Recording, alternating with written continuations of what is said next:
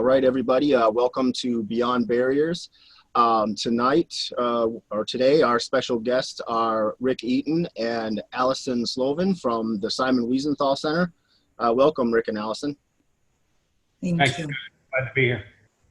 Rick, well, actually, we'll start with Alison. I just wanted, for the listening audience, for those that don't know about the Simon Wiesenthal Center and the work you all do, Alison, could you give us a little bit of history on some of the things that you guys do? Absolutely. The Simon Wiesenthal Center is named for the famous Nazi hunter, Simon Wiesenthal, which is pretty ironic given your past background that you'll be speaking to a center named for the gentleman who was lifelong dream was to bring justice, not vengeance. And the center was founded about 40 years ago by a gentleman by the name of Rabbi Marvin Heyer. He's still the founder and dean of the center. And yes, we memorialize the past, but we also work today to change tomorrow. Because unfortunately, as you know, as we are witnessing in the world today, hate hasn't gone away. And it continues to flourish. And that's what Simon Wiesenthal taught Rabbi Heyer. And that is we have to take lessons of the past, like the Holocaust or other genocides, to fight for the children of today so that we can live in a peaceful world. And I'll let Rick introduce himself, but he's really very involved in looking at what's going on in hate in this world and on the internet. And that's a lot of what we do at the center to try to bring it down. Rick, and your role at the Wiesenthal Center, and I should have prefaced that. Alison's the Midwest director, and Rick for the Wiesenthal Center. And Rick, could you tell us about your role a little bit? Yeah, I'm the senior researcher, and I'm the co-director of our digital terrorism and hate project. I've been with the center for 34 plus years. So when I started, we didn't even have digital media. We barely had computers. So my job started being, subscribing to publications, newsletters from the Klan and white supremacists and Tom Metzger and other people. And that then morphed into other things, including obviously the digital world as that came along, and actually going to some meetings and finding out, what various groups were doing and the types of directions that they were going in. So it's been a very unique experience over the years. Right, and I wasn't even aware of all the different things you guys did until you and I met when I first got out of the movement, and you came out to Detroit and explained some of that. And apparently we had crossed paths many years ago when I was in the movement. So that was a really, I don't know if we should talk about that or not, but it was pretty interesting to me because I wasn't even aware. I knew that the center, tracked down war criminals and things of that nature, but I had no idea that they monitored the modern day movement, so that was a bit of ignorance on my own part, but it was really an interesting story. I think the other thing that the center does that's important is to understand that we have a Museum of Tolerance in Los Angeles. It was founded more than 25 years ago, one of the first Holocaust museums in the United States. And what makes it unique is that we do, of course, teach about the Holocaust. We educate people from a perspective of what hate and propaganda can do and change the minds of what we would consider ordinary people, and how that hate and propaganda worked in Hitler's benefit, to Hitler's benefit. But from there, what's happened in the world since then and the other genocides. So since the Holocaust, which we haven't learned from, we've had Darfur, Rwanda, Cambodia, 9/11, Daniel Pearl, and I can go on and on and on. And I think that that's the important part of what we do. And I think that the other important part is it's about education. We need to educate people about hate. We need to educate people about what they're seeing online, about how to speak to others, about how to be respectful to other communities, especially today, especially more than ever, as we're witnessing the discourse between, unfortunately, a Black community and the Jewish community with recent events. And we need the leaders to step forward and create harmony, or at least understanding within communities, because we're not getting, these kinds of actions aren't getting us further along in our struggles. Right, and I think the work of the Wiesenthal Center is absolutely phenomenal, especially in some of the community bridge building and things like that. And that's actually a couple of the questions I had for you, Alison. Was I saw in the news just recently that Nick Cannon apologized to Rabbi Cooper and some of the positive relations the Simon Wiesenthal Center does in building and bridging the gap between other communities and things like that. I think for a lot of the listeners or viewers that are out there, I certainly didn't know about it until I met you in Chicago. And you introduced me to Juliana, that works with the Assyrian people and the persecuted Christians. And I mean, this is absolutely phenomenal work that the Wiesenthal Center does on behalf of all of humanity. And I think the public, and I can't speak for all of the public, but I know for myself, I thought that it was specifically and just focused on Jewish issues and Jewish issues alone before I met you all. And I think that it's really important that the public understands how much work the Wiesenthal Center does in regards to community building between all kinds of persecuted communities. I think it's absolutely phenomenal. It's a beautiful thing, and maybe if you could elaborate a little bit on that too. Thank you. So Rabbi Cooper, when it happened with Nick Cannon, the way that we react is to reach out to the person who said anything that was offensive or anti-Semitic, because it's an educational moment if they're willing to listen and to explain to them. And I will give Nick Cannon credit for that, because he apologized. He said that he didn't understand from what he was saying and how offensive it was, and that he was willing to learn from it. And Rabbi Cooper will be going back to the Wiesenthal Center with Mr. Cannon to show him artifacts from the Holocaust, to show him Hitler's letters, to really get him to understand about the Holocaust. In addition to that, before the pandemic, Rabbi Cooper went with other faith leaders to Nigeria, because in Nigeria, Christians are being killed in genocides and groves. And I'm very proud of an organization that does stand for the other.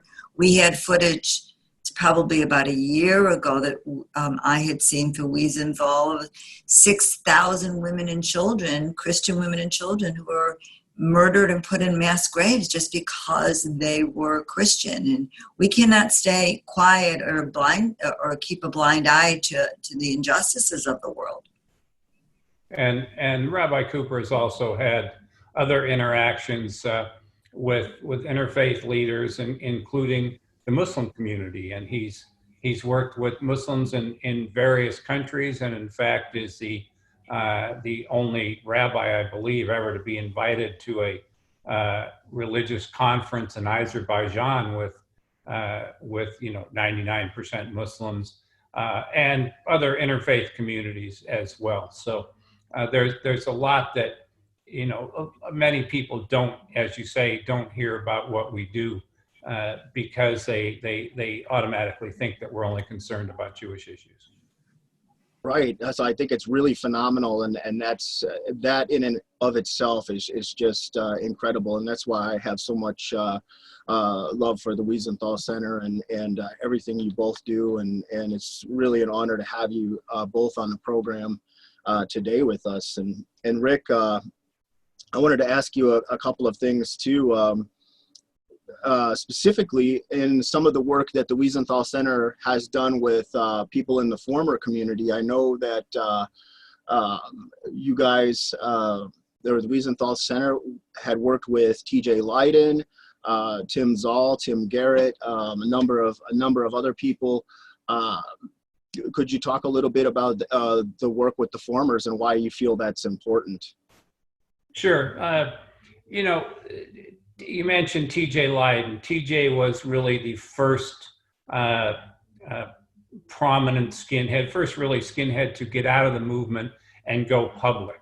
And in my role, it's my job to meet with him on a first time he came to the Museum of Tolerance on a Sunday afternoon and talk to him, find out where he was coming from, spent many hours with him after that, you know, going through his experiences and not only what he did over the years, but what led him to come to us. As you say, he's not the only one. He was the first. We then found that people were interested in hearing him speak, including law enforcement agencies that wanted to learn from him. So it's my job to take him out across, all over the country in many cases to do those things. As you say, we've had other formers get out of the movement, come to us. Some we can work with, some that we haven't been able to for various reasons. But it's important because somebody like TJ, interestingly enough, one of the first places we took him was a school, and it was a heavily Hispanic school where some of the kids were, they were, middle school. They were on the edge of getting into the gang movement, and some were seriously asking him questions. And even though their experience would be quite a bit different between white supremacy and street gangs, they still learned from him. They had questions for him, and it was just his first time out was a very rewarding experience. So taking people like that, taking them to different communities, and you mentioned T.M. Garrett. He does some great things working with taking formers out to meet with the people that they would have been targeting otherwise, people in the African American community, et cetera. So and as I think you've experienced yourself, you find out that when you get out there and you talk to people, you in some cases are surprised by the reception that you get, because people do want to hear these things. They want to hear why you were there. But on the other hand, they're also very happy that you're out, that you're speaking about it, and that you're doing good. Yeah, absolutely. I mean, for me, I have to say, the first synagogue that I had ever been in my entire life was with you guys in the Wiesenthal Center, and it changed my life. It was so moving. And I had a lot of fear. I don't like the word fear, but I had a lot of concerns or worries going in there that, people were going to be a certain way, all these old biases and things from the past. And even to this day, I don't think I'd been hugged by so many people in one room in one day ever. The outpouring of kindness and love and support that I experienced there was the exact opposite of everything that I had believed before when I was involved in the movement. So again, it's another reason why I wanted to have you guys on the program, was to discuss some of these things and to let everybody know how moving that is and how life-changing it is. You can, a lot of times with people, I think in general in society, you meet people and you get a negative vibe from different people, or you get positive vibes from other people. And there was just so much love and support there. It really was really quite an awakening. Alison, you could maybe talk a little bit about that day. So actually, Jeff, I was thinking of you a great deal in the last 24 hours with this whole story with Nick Cannon, because he has asked for forgiveness, and he has gotten a great many people an outpouring from, for example, the Simon Wiesenthal Center, who thinks, as Rabbi Cooper said, that this is sincere and he's willing to learn. But I also know that when I posted on Facebook about his conversation with Rabbi Cooper, and that he is asking for forgiveness, many people on Facebook from the Jewish community responded to me, "We shouldn't forgive him. Do you really believe him, etc." And I thought of you, Jeff. I thought about you a great deal at that point. And I said to people, he deserves forgiveness. Who am I to judge? I'm not God. We as Jews specifically believe in that concept of asking for forgiveness and for allowing it. And I know that you thought that that was a profound moment for you at the synagogue because you felt that you were on your journey from the Jewish community to have forgiveness. Unfortunately for Nick Cannon, people are skeptical. I feel badly about that. And then the other tide has turned on him, and I'm sure this has happened to you in your experiences as well.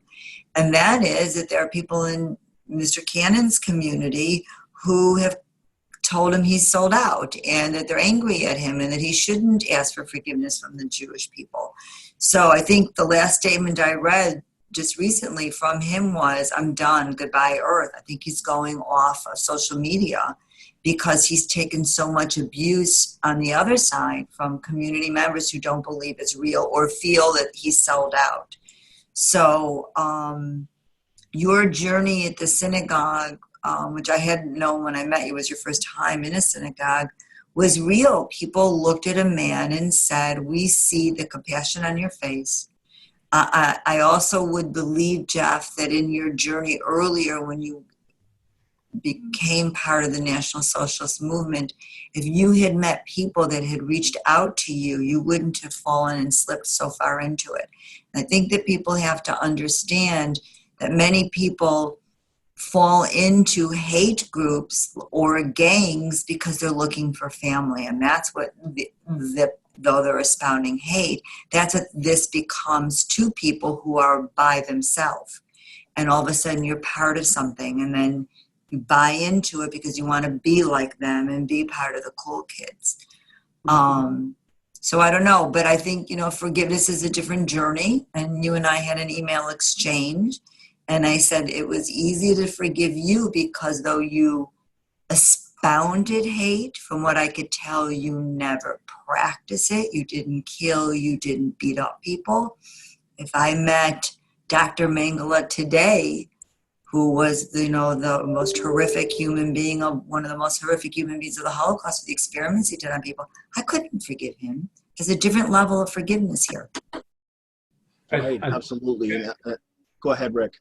And regarding your experience, I wasn't even there, but I talked to you that night, and I understood, and I felt the same thing, how profound that experience that was.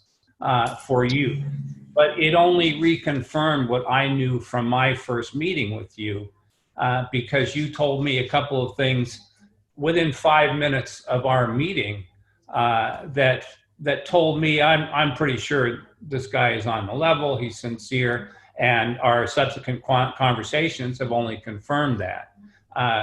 But it's great. I wish anyone who questions or wonders about your sincerity or anything else could actually experience what Alison and I have with you. Well, thank you, Rick. I mean, I did want to expand a little bit on that because it is very difficult for a lot of people that get out, and I've had some people in the public and other formers, a couple of them, and just people in general that don't are suspicious, or they feel like things are not sincere. And in the work that we do with Beyond Barriers, not just this podcast, but with the nonprofit that we started, is we're working with all kinds of different people, formers. The reason why I started is after getting out and starting up my personal website, I was getting all these people that were contacting and asking questions about leaving, and a lot of them said that they wouldn't reach out to some of the other groups because they didn't know the people that were involved in those, or they had never heard of them, or in some cases that they were too far personally left-leaning in their ideologies and things like that, so they didn't feel comfortable reaching out to them. So I formed up along with the team of people that we have, we formed up the BeyondBarriers Nonprofit to give people an option when they're reaching out to talk with us. And we're working with people all the time, reaching out, and it's absolutely incredible. But one of the things that's damaging is when you do, especially in the public realm, when you have somebody, whether it's from the CVE community or the media or other formers, and they're saying damaging things. I mean, for me, I'm out. I've spoken out against the movement. I do the work that I do now, and that's not, nobody can change that. But a lot of other people are more, I don't know if fragile is the right word, but they're in a place where they're on that fence where they could go one way or another. And I really worry about a lot of these people because I feel that some of them, the newer ones, could slip back in if they're not welcomed out here. And as Alison said too, the power of forgiveness and stuff. I mean, those of us that were formers, we know that what we were doing was wrong. It wasn't a good thing. Especially those of us that speak out, we're very open about it. We literally risk our lives, to say these things. It would be a lot easier not to. It'd be a lot easier to do something different. So, to be honest, it's very difficult when there's people that say or doubt these things. And I'm just so thankful for you guys because, some of the experiences I've had with the Wiesenthal Center, and also that I was given a chance, that I was able to meet with people and get to know you guys. And a lot of the critics, I know a lot of the critics are people that have never even met, and it's not just me, but they do it to other people that leave as well. They never met these people. They don't know them. So how can someone, it feels almost, to me, it's almost as polarizing as being in the movement and saying, all the Jews are bad, all the blacks are bad. It's the same thing. It's almost like it's just as intolerant, where they're saying, hey, they're not sincere, or they're not sincere enough, or they haven't gone far enough or done enough things, and they doubt you. And I don't know if either one of you have any thoughts on that. Definitely. Yeah, I think one of the things that people need to understand is, like everything else, every former has a different story. They have different reasons for getting out. They have different beliefs, and we're not here. We don't care about what your beliefs are. Some people say, well, you need to be more left thinking if you're going to be a former, and the like. No. You need to be out of the movement. You need to be concerned about what happens in the movement. The formers that I've experienced are, and TJ is a good example, are the most angry when something happens.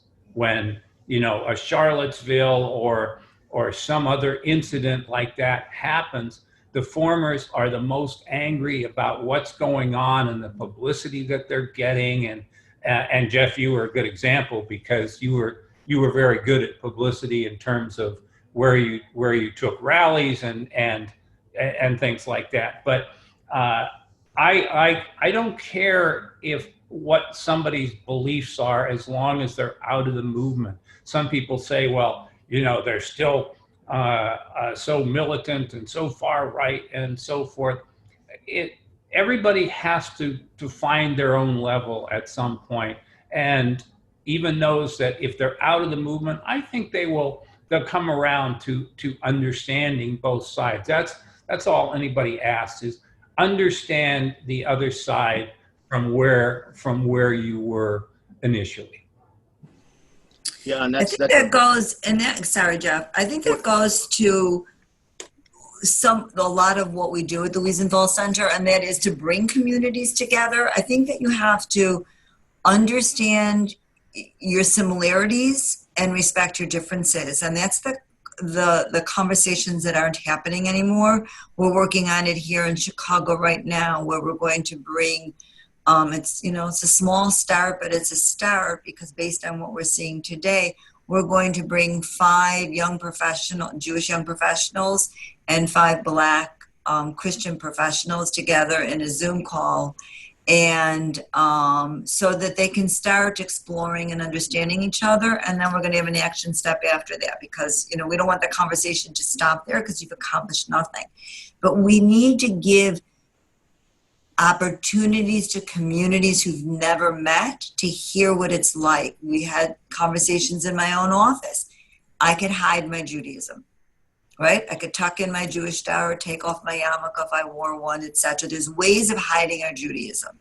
But a Black person can never hide their skin color and will always be Black. And those are real conversations that we've had here in the office.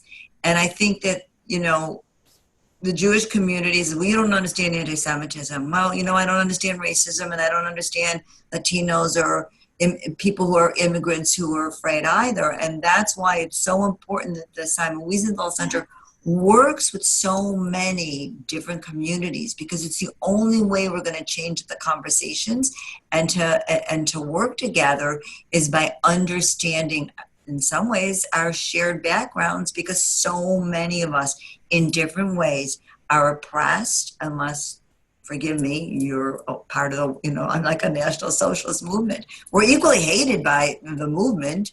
So why don't we get along with, outside of it?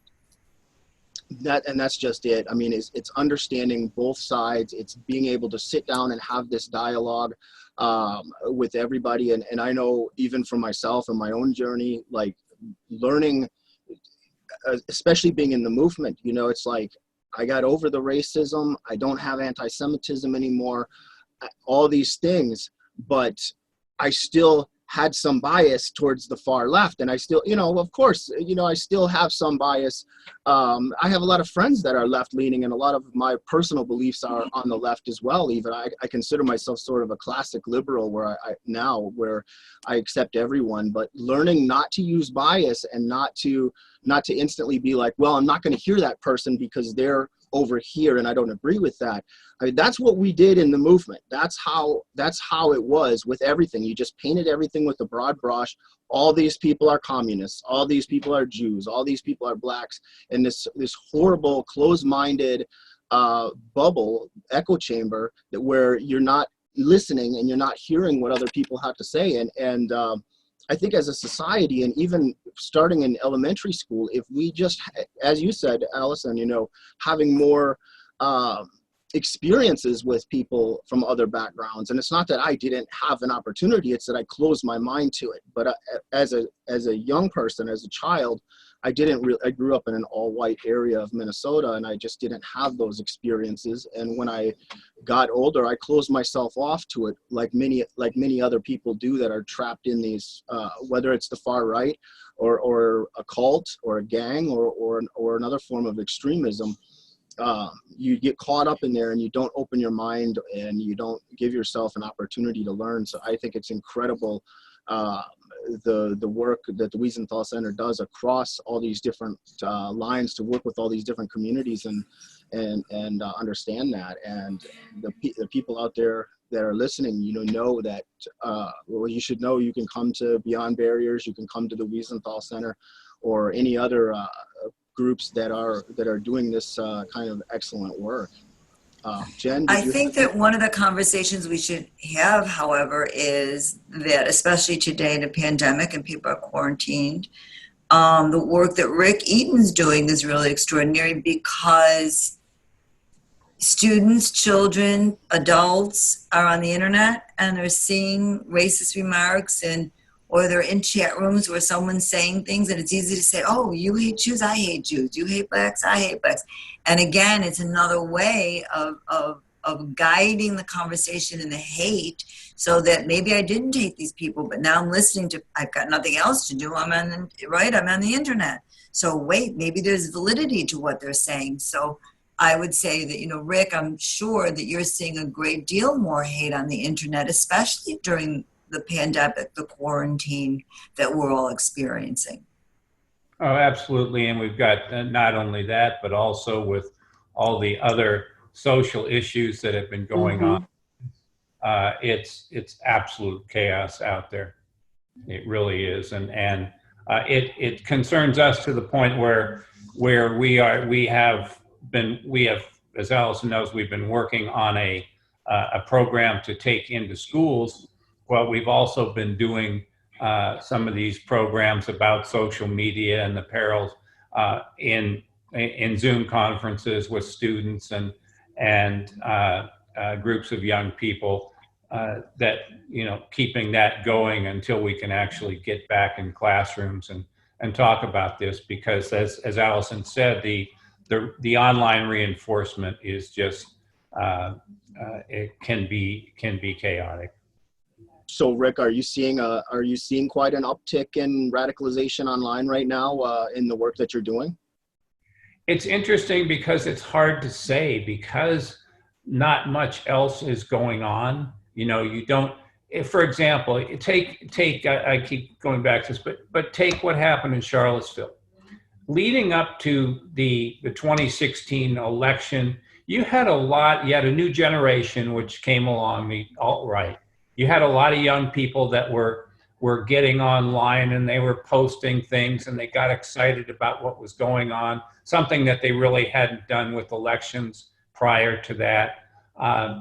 And those people got active online through 2017, leading up to Charlottesville. They got active in terms of actually going out to places. And the week before Charlottesville, I had a local group show up at a talk that I was giving. People that have really never been activists. There were a couple of leaders that obviously had, but here are all these people that really hadn't. And then after Charlottesville, they tended to drop off, said, well, this isn't exactly what I got in for. Right now, with this pandemic and not many things going on publicly, it's a little hard to say just how deep the radicalization is. I'm sure some of it's out there, but until we get back to some kind of normalcy to know, what people are up to in general, it's hard to say. Plus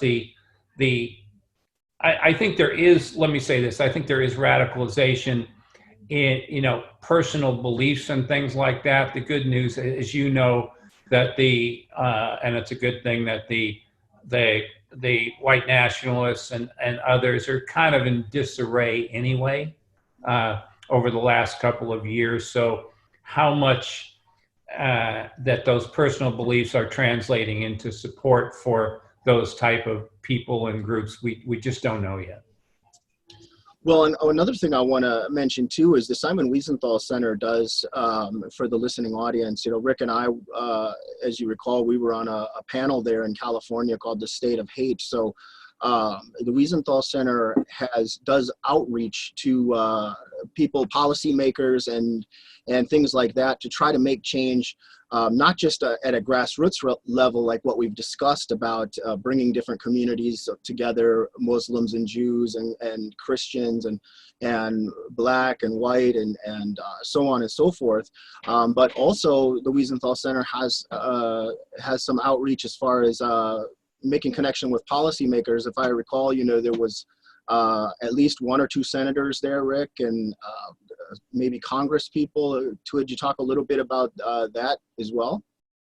That particular forum was actually the California State Assembly. It was actually a hearing for the California State Assembly, and I believe there were 4 state assembly members there. I think there may have been a local congressperson as well. That they were kind of doing research and getting information on what was going on, what the levels were, what type of activity and things like that. And I have to say that for really, I think for you, a first time out, doing anything like that, you made a very impactful presentation about the movement and the realities. Professor Levin and myself and the law enforcement person that was there can talk about what we see from the outside, but and I specifically wanted you on that panel because, and as we've talked about, the Assemblyman's office, Assemblyman Bloom, talked to me and others, and I wanted you on that panel because your information was so new. And like other people that do what I do had advised them, oh, don't use Jeff. He's only been out a short time. It's too new. You had absolutely the freshest information, and that's what here.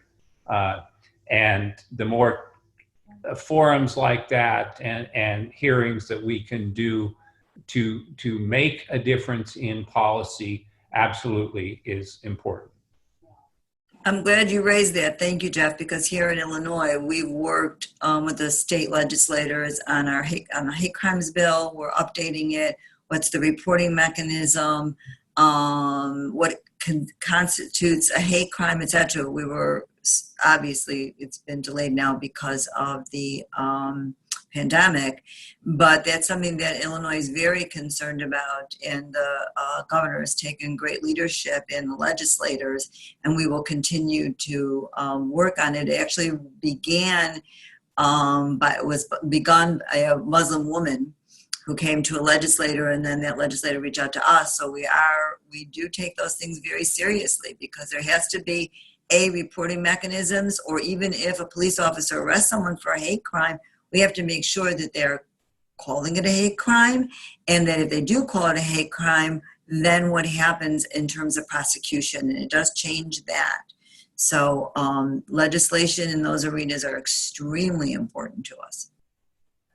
Thank you. And Jennifer, I know we haven't heard much from you because we're not seeing you on the Zoom, but do you have any questions and or anything you'd like to add to the conversation? I've just been enjoying the conversation, listening very much. And I just want to say thank you to both of you for the work that you do.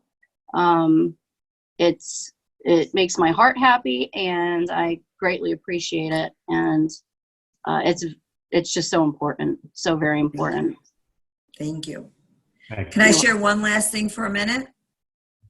Of course. So, we're hoping by September, literally, to roll out the first in the United States for the state of Illinois, a mobile museum of tolerance.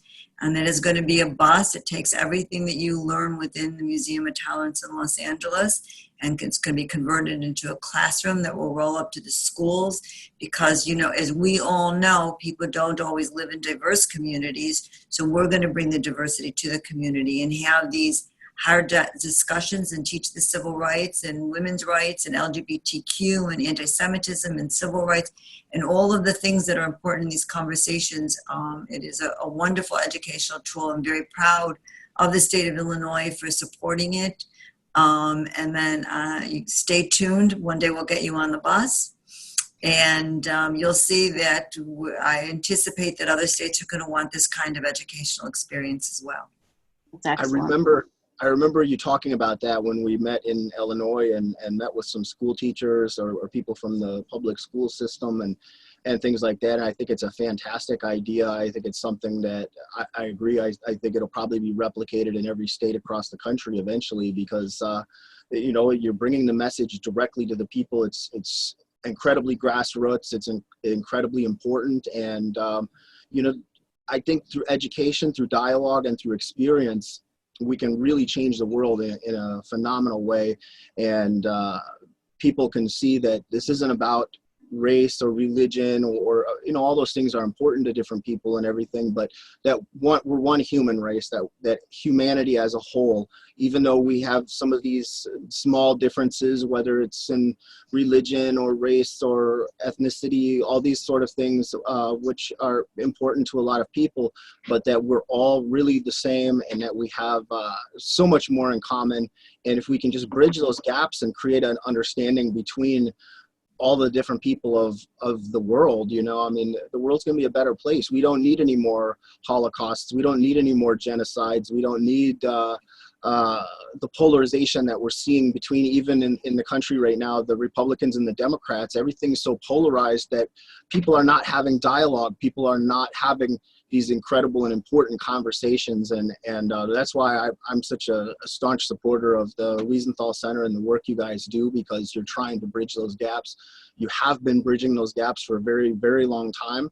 And a lot of it is unnoticed, I think, by the general public. So any opportunity we can get to platform, I know this is a very small platform for Beyond Barriers and the podcast, but any opportunity we have to show the world that the wonderful work you guys do, I think it's so important. And when you talk about like unsung heroes or people that are not often recognized, I think a lot of people in the peace building community that are working with these interfaith commissions and bringing people together are not recognized a lot of times because there's so many negative things going on in the world. So I think it's incredible, the work that you guys are doing, and it's so important, especially for people like myself that had been those polarizers, that had been those divisive individuals in the past.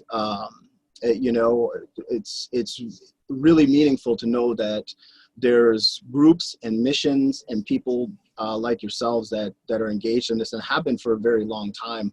I'm new on this side of things, and you guys have been. I learned every time I talk to you guys, I learn something. So I'm incredibly grateful. And does anybody else have any? Did you guys have any questions you wanted to discuss or anything else on the program? I just wanted to go back to what your own experiences. Personally, I just get extremely annoyed when I hear about the things that happen and people that question your beliefs, because as what you just said, we're trying to build those bridges, and somebody like yourself and Jen who have been experienced this movement. Jen, you literally grew up in it. We need to foster those, and one of the reasons being, while you were talking, Jeff, it occurred to me I think we're seeing an increase of people like yourself that are after doing this for a long time are coming to the realization that maybe you've been on the wrong path. But unfortunately, as you know, there is a steady stream of new recruits that that come along age, I don't even know what started with 14, 15, so forth, and that there's always those people that are going to be influenced. So sadly, this work goes on, and there will always be new young people ready to try this out, if at least for a while.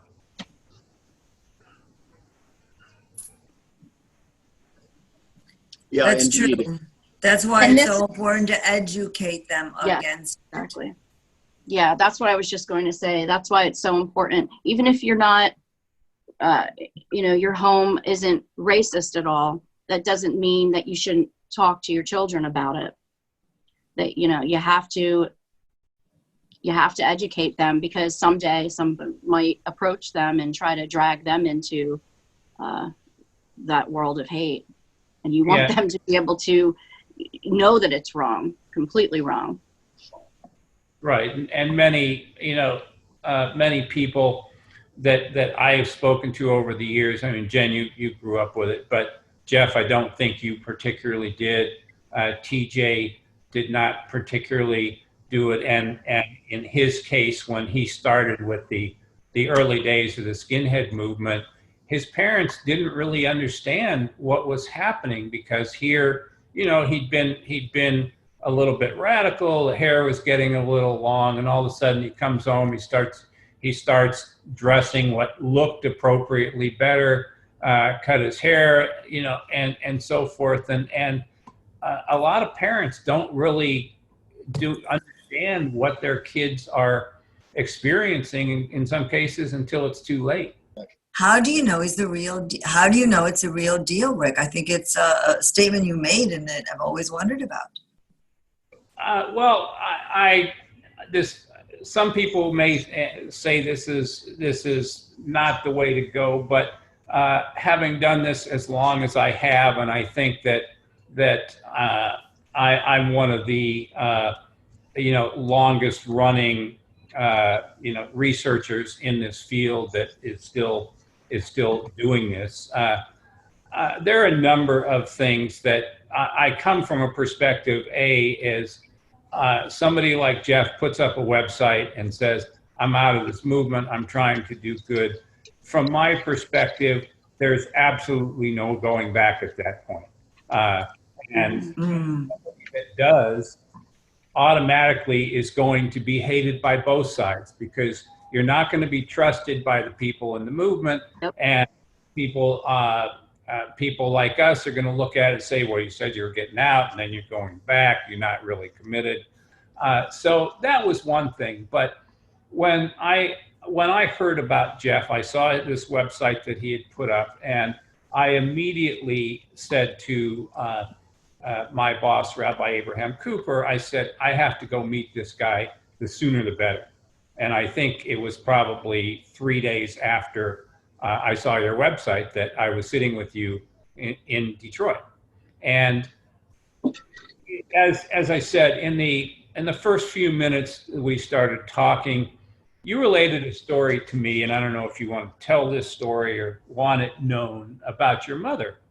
And that was similar to the stories that I had heard from other people such as TJ. And that pretty much told me that I'm getting the straight story here. But it was also, we sat down for a long period of time, I think something like 3 hours that night. And whatever I asked of Jeff, he gave me straight answers and did not, as far as I can tell, pull any punches. And that, I think I have a little bit of sense of this after 34 years. So, we leave this Jeff again? Nope. Oh, there you go.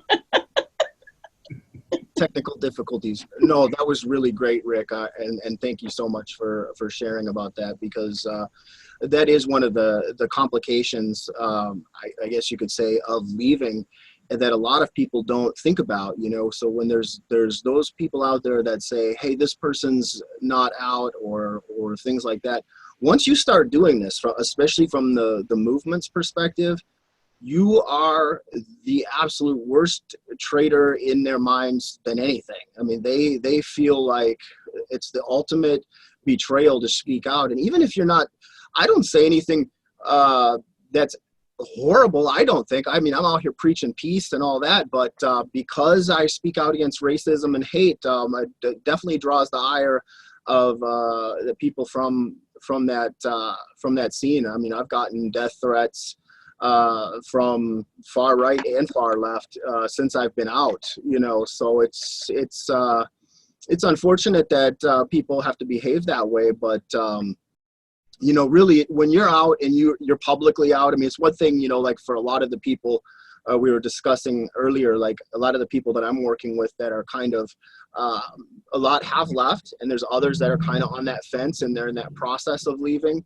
And if they haven't gone public, those type of people can slip back in, but once you've gone public, there's no going back. You can't go back into that life and things like that. So it's incredibly harmful when there's individuals out there that doubt, or that especially publicly say things against people that have chosen this path, because it's an incredibly difficult path. It's the right path to be on.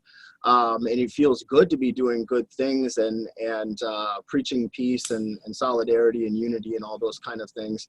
And it's really important. And it's to me, I feel like it's a duty for me to kind of repair the damage, fix the damage I've done from my past by helping others, and maybe in some small way, making amends for the mistakes and sins of the past by fixing things and doing the right thing. So it's not an easy path, but I feel it's the right path. And it's not the path for everybody. A lot of people, when they leave, they just want to quietly go on with their lives and things like that. And that's really good too. You know, that's fine.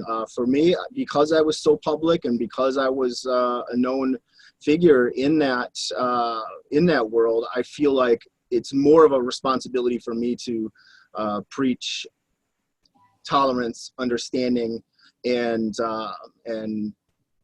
that everybody gets along and in the peace building sphere here. So it's incredibly important for me to do what I do.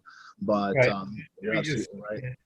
When TJ got out of the movement, and he was the first one to go public, we had a couple of news stories. There was a TV documentary, and we got a lot of calls from other people to congratulate him and said, "Boy, I'm really glad you got out. I got out. I did it quietly."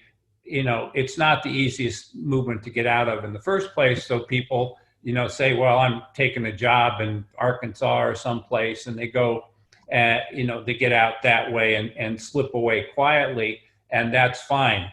But I was a little surprised by all the calls that we did get, wanting to talk to TJ, congratulate him for getting out. Again, just as I said earlier, some were on different paths, but they were out of the movement, and they weren't. Anyone who's out and active and not active is fine by me. Right, and I'm glad you pointed that out too, because, you know, I was focusing on some of these little negative aspects of leaving. The positive aspects farly outweigh the negative, and you're right. I mean, there was people that I work with now or that have contacted me since I got out that I hadn't heard from, that had been in the NSM 10, 15, 20 years ago, that had just quietly, people just often, it's a revolving door. So there's people that just quietly leave. Sometimes they don't even say nothing. They just left the organization, and all of a sudden I get an email or a phone call from somebody I haven't heard from in years. And there's, "Hey, I saw you got out of the movement. Congratulations." So, I mean, there's an incredible network of people that had made that change, that are out. And most of society, you know, there is those, you know, discussed, like there is those negative people and there's those doubters and things like that. But I believe, and I inherently believe this, that most people, most human beings are kind and forgiving and understanding, and they do want to see good, and they do want to see change and positivity and things like that. And I have to remind myself of this all the time too, when some of these other individuals that say negative things start getting me down, is that is the minority. Those negative people are the minority, and quite often if they're saying or doing something to drag someone else down, especially a complete stranger or somebody that they don't really know, and they're just saying, "Well, I think this person's this or that," those people are probably really unhappy in their personal lives, or have some kind of trauma or something else that's troubling them that would drive them to do that. And I see that in a lot of the polarization we see in society now too, like some of these really hateful and negative people. And you can't even look at Twitter without seeing somebody talking about, like, we should, you know, do terrible things to the system or the police or the Democrats or the Republicans. It's just awful. And you have to wonder what some of those people, if they're just not happy in their own lives, and that's why they. Well, one of the places you went earlier that you were talking about extremism on either side is wrong, and you know, it's one thing to be out in the streets and protesting, and I know you've talked about this in previous podcasts and things like that. When you're damaging property and things like that is bad, and on the other side, when you're showing up at the state capitol somewhere with your unnecessary weapons and things like that, to make a point, just as, you know, those statues were put up to make a point, then that's a form of extremism that's wrong as well, because you're trying to intimidate somebody. So extremism on both ends is wrong, and we all need to recognize it. Mm-hmm. I would agree, and I think that one of the things that resonated me recently was someone tweeted out You can't elevate yourself at the expense of somebody else. And that's exactly it. You can't say, look at me, but it was in reference specifically about Black-Jewish relations. And you can't say as a Black person, we're going to elevate ourselves, but then we're going to be anti-Semitic to another people. But that whole concept is what I think you're talking about. And that is, we're either just good people, and you have to embrace the good in others. And yes, everybody has bad in them, and we all have implicit bias, and we all have to work on how we look at things. But I think that we have the ability, and you've proven it, and congratulations to you, to move forward. And the fact that you're public about it is really testament to you. Because you are trying to help others, and it's a wonderfully healing factor for you, and I really admire you for it, Jeff. I do as well. Thank you all so much. I think this is an incredibly moving episode of Beyond Barriers, and I'm so thankful for all of you and all the wonderful people that support the work that both the Simon Wiesenthal Center does, Beyond Barriers does, and all the other wonderful organizations out there that are preaching peace and trying to bring people together for dialogue, understanding, empathy, compassion, all these peace building. It's moving, it's incredible, it's powerful. I thank you both so much for joining Jen and I on the program today. If anybody else has anything else, Yes, thank you for your work, and keep doing what you're doing, and keep shrugging off the people that don't take it seriously, because I was going to make a reference earlier. It's the fact that that the old saying, the bigger they are, the harder they fall. Well, let's be honest, you're the the most prominent member to ever get out of this movement. So it's for some unknown reason, not everybody takes that seriously, but again, it goes back to what I said. It's not something that you can back off from. You're doing good work, and you need to keep it up, and we will try to support you as much as we can at the Simon Wiesenthal Center. Thank you, Rick. Thank you for the opportunity. Thank you, Alison. Thank you for joining us. Thank you, Jen.